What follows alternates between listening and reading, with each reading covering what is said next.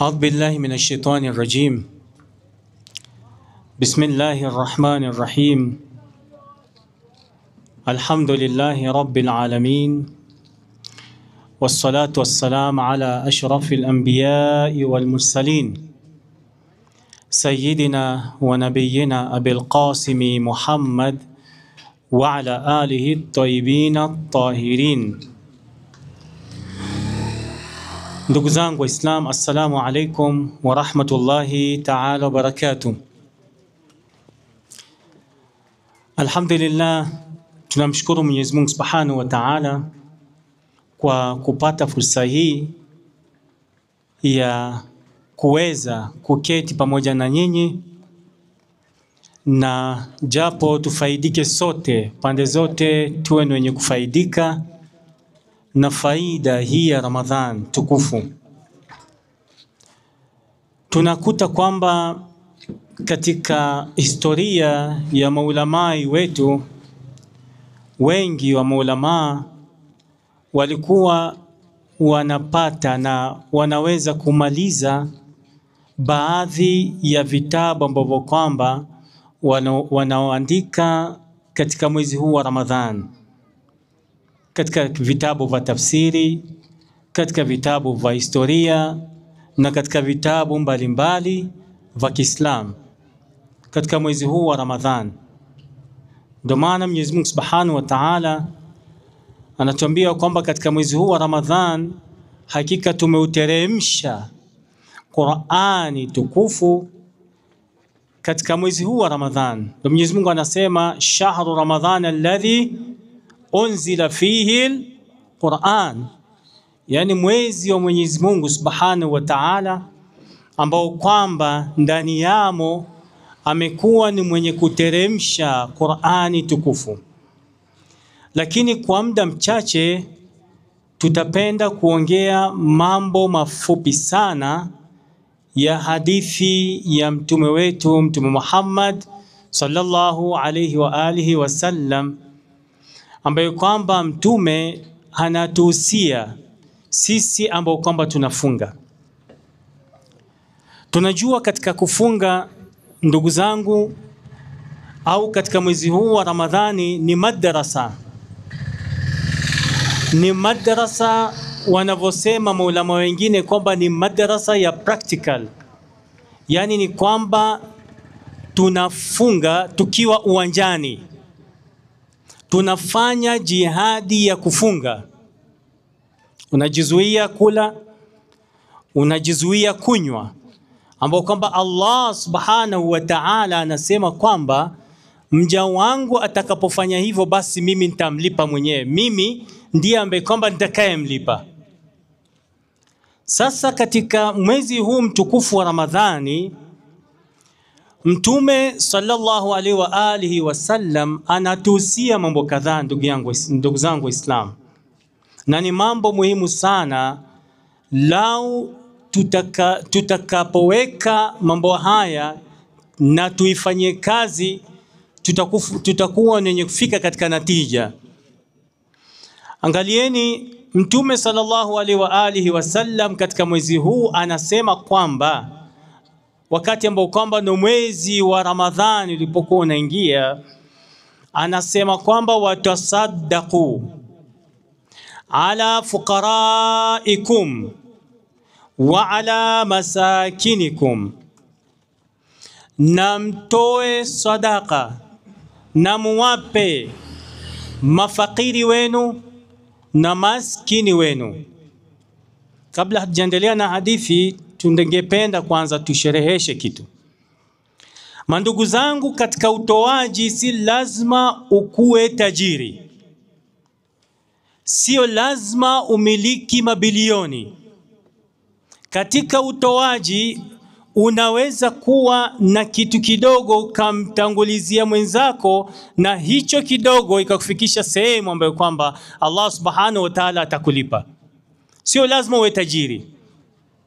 Angalia Mtume sallallahu alaihi wa alihi wasallam, yeye mwenyewe anasema katika mwezi huu, basi mcheni Mwenyezi Mungu japo kwa kumfuturisha mtu maji peke yake, kwa kumpa mtu maji peke yake. Sasa vipi itakapokuwa tende? Vipi ikiwa ni chakula? Na vipi na vipi na vipi ukiweza kumtosheleza mwenzako katika mwezi mzima wa Ramadhani, ambaye kwamba iko na fadhila kubwa na ina thawabu kubwa. Sasa ndio maana Mtume sallallahu alaihi wa alihi wasallam anasema watasaddaqu, na mtoeni sadaqa. Akina nani? Mwapatie ala fuqaraikum, kwa maskini wenu, kwa mafakiri wenu, wa ala masakinikum, na kwa maskini wenu ambao kwamba nyinyi wenyewe Waislam mnao wajua. Anaendelea Mtume katika hadithi akisema kwamba wawaqiru kibarakum, na nyinyi wadogo muwe ni wenye kuwaheshimu wakubwa zenu. Wakubwa wanafaa kuheshimiwa, ambao kwamba wanafaa kuheshimu hawa wakubwa ni nyinyi wadogo. Na tunaona katika sera yetu, maisha yetu ya leo, heshima baina yetu imepungua sana. Yani utendaji kazi na kuifanyia kazi hadithi hii ya Mtume Muhammad sallallahu alaihi wa alihi wasallam tumeipunguza. Yani tunachukua wakubwa zetu kama watu ambao kwamba si rika moja. Mababa zetu ndo wamekuwa ni kama ndugu zetu, tunabishana nao vile tunavyotaka. Yani hata kama mtu ni mkubwa, unamuona kwamba umri wake umeenda, hakuna heshima tena. Lakini ni amri ya Mtume Muhammad sallallahu alaihi wa alihi wasallam. Mandugu zangu, katika amri ya Mtume amri yake inagawanyika mara tatu. Amri ya Mtume Muhammad sallallahu alaihi wa alihi wasallam inagawanyika mara tatu, na tunachukua amri kutoka kwa mtume wetu Mtume Muhammad mara tatu.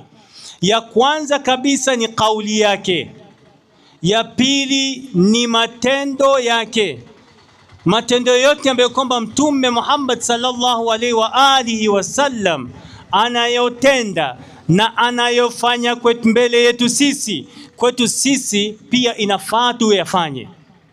Ya tatu ni wakati Mtume atakaponyamaza, utakapotenda mambo mbele yake, utakapotawadha mbele yake, akinyamaza inamaanisha kwamba wewe uko sahihi katika udhu yako. Lakini kama utakosea mbele ya Mtume, atakurekebisha. Sasa Mtume akituambia kwamba na akituelezea kwamba na akitusisitiza akituambia kwamba wawaqiru kibarakum, na mheshimuni wakubwa zenu, anataka jamii zetu iwe ni jamii ya heshima, iwe ni jamii ambayo kwamba inaheshimiana baadhi yao kwa baadhi. Haijalishi wewe ni Muislamu, mkubwa ni Muislamu au asiyekuwa Muislamu. Anasema waqiru kibarakum, mheshimuni wakubwa zenu. Kisha anaendelea anasema, na nyinyi wakubwa pia, kwa vile mwaheshimiwa, basi heshimuni pia wadogo. Warhamu sigharakum, na wahurumieni wadogo zenu. Hawa wadogo ambao kwamba wanapita barabarani, wadogo zetu ambao kwamba tunawajua, tuwahurumieni jameni. Anahitajia msaada, anataka muongozo, kuwa wewe ndiye kivuli chake, kuwa wewe ndiye ambaye kwamba ndo mstari wa kwanza kumsaidia. Maana tutakaposaidia hawa wadogo wetu ambao kwamba tunawaona, kesho pia watatusaidia, na tutajenga mujtama, tutajenga society, tutajenga jamii ambayo kwamba iko na mustakbali mzuri. Miongoni mwa maulama wetu wanasema kwamba kitu cha kwanza ambacho kwamba kinajenga jamii, kitu ambacho kwamba kinajenga society, kinajenga jamii mbalimbali, mataifa mbalimbali, ni heshima peke yake na huruma na kutengeza hawa wadogo. Angalieni Mtume sallallahu alaihi wa alihi wasallam anatuambia, leeni wadogo wenu kwa zama ambayo kwamba inayokuja. Hawa wadogo ambao kwamba tunaona watoto zetu, akina nani wetu, wadogo wote ambao kwamba tunaona wako mbele yetu, waleeni wadogo wenu kwa zama ambayo kwamba inakuja. Fa innahum, hakika hawa wadogo, makhluquna li zamanin ghair zamanikum, hawa wadogo wameumbwa kwa zama ambayo kwamba isiyokuwa zama zenu nyinyi. Alafu anamalizia mtume anasema wasilu arhamakum, na jamii zenu na ukoo wenu mwenu wenye kuyaunganisha, msikate ukoo. Mtume sallallahu alaihi wa alihi wasallam anataka tuunganishe jamii, ukoo. Anataka tuweke ukoo iwe ni kitu kimoja. Tukirudi katika tarehe, tukirudi katika historia, tuangalie kina Abu Jahli, tuangalie wale maami ya Mtume Muhammad sallallahu alaihi wa alihi wasallam, kando na kwamba wao walikuwa ni washirikina wakubwa, kando na wao kuwa walikuwa ni maadui wa mtume wetu Mtume Muhammad sallallahu alaihi wa alihi wasallam, lakini angalia, hakuna siku hata moja mtume amekata ukoo, amesema kwamba nyinyi si jamii yetu. Hakuna hata siku moja. Lakini kuunganisha ukoo ni kitu muhimu sana. Mtume sallallahu alaihi wa alihi wasallam, tunakumbuka katika hadithi anasema kwamba vitu ambavyo kwamba Mwenyezi Mungu ameniamrisha mimi, mambo ambayo kwamba Mwenyezi Mungu ameniamrisha mimi, miongoni mwa hayo mambo ambayo kwamba ni muhimu sana ni kuunganisha ukoo. Ndugu yako hata kama yuko wapi, huyo ni kaka yako. Hata kama mmekasirishana vipi, ni ndugu yako, mtafute. Mmoja wa masahaba alimwendea mtume wetu Mtume Muhammad sallallahu alaihi wa alihi wasallam, akamwambia kwamba na akamuuliza kwamba, je, ikiwa mimi familia yangu na jamii yangu, mandugu zangu, shangazi yangu, wajomba zangu wananitenga mimi, nifanyeje? Mtume sallallahu alaihi wa alihi wasallam akamwambia, kitu bora ambacho kwamba unafaa kufanya ni uunge ukoo, usiwatenge. Usiwatenge. Uwasilisha ukoo wakati ambayo kwamba wewe wanakukata. Na mandugu zangu, kumalizia, ambayo kwamba ni muhimu sana mkumbuke na tukumbuke sote, fa inna dhikra tanfa'ul mu'minin. Anasema mtume wetu kwamba vitu ambavyo kwamba vina kuwa ni venye kukata umri wetu, Mwenyezi Mungu Subhanahu wa Ta'ala amekupatia umri, na ile umri ameweka mkononi mwako. Wewe unaweza ongeza, wewe unaweza punguza umri wako. Anasema mtume wetu Mtume Muhammad sallallahu alaihi wa alihi wasallam, vitu ambavyo kwamba vinaongeza umri, vitu ambavyo kwamba vinaongeza umri wetu duniani hii ambayo kwamba tunaishi, ambayo kwamba Mwenyezi Mungu ametupatia fursa ya kupumua, fursa ya kuona kesho, ni kuwasilisha ukoo, kuunga ukoo. Ndugu yako aliyokukata, mvute karibu yako. Hata kama amekata ukoo na wewe, vuta ukoo naye, mweke karibu na wewe. Na vitu ambavyo kwamba vinakata umri wako, ndugu yangu Muislam, ni kukata ukoo. Ndio Mtume sallallahu alaihi wa alihi wasallam anasema kwamba hakuna kitu kikali duniani, hakuna kitu kikali katika umri. Madhumuni ya hadith, hakuna kitu ambacho kwamba kinakata umri kwa haraka kama kukata ukoo. Kwa hivyo ndugu zangu Waislamu, tuombe Mwenyezi Mungu Subhanahu wa Ta'ala atujalie na ajalie Ramadhani hii iwe ni Ramadhani ambayo kwamba tutapata tauba yake Allah Subhanahu wa Ta'ala. Tuombe Mwenyezi Mungu Subhanahu wa Ta'ala ajalie Ramadhani hii iwe ni Ramadhani ambayo kwamba Mwenyezi Mungu atatupatia maghfira inshallah Ta'ala. Allahumma salli ala Muhammadin wa ali Muhammad. Allahumma ighfir lil mu'minina wal mu'minat wal muslimina wal muslimat al ahya'i minhum wal amwat. Tabi Allahumma bainana wa bainahum bil khairat innaka mujibud da'awat innaka ala kulli shay'in qadir. Wassalamu alaikum warahmatullahi ta'ala wabarakatuh. Saizi tungependa kumkaribisha ndugu yangu mkubwa wangu Maulana Al-Haj Samahati Sheikh Shabir baada salata ala Muhammadin wa ali Muhammad.